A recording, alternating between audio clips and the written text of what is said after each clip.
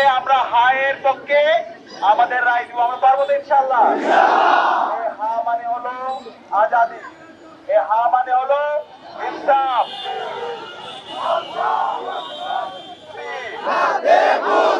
হাতে হাদি, নাতে মোদি।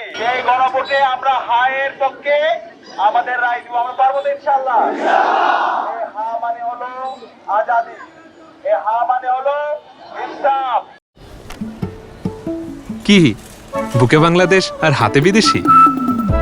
এই যে হোয়াইট প্লাস প্রো সেনসিটিভ স্কয়ারের।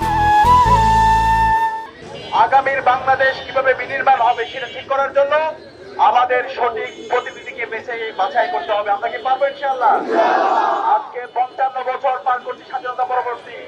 আজকে উত্তরবঙ্গের অবারিত সম্ভাবনা থাকার পরও যোগ্য নেতৃত্বের অভাবে উত্তরবঙ্গের যে সম্ভাবনা, সেই সম্ভাবনাকে যেভাবে কাজে লাগানো দরকার ছিল সেটা আমরা লাগাতে পারি নাই। সে কারণে আগামী 12 ফেব্রুয়ারি আমাদের ইনসাফের পক্ষের প্রতিনিধি মোস্তাকিম ভাইকে আমরা ব্যাপক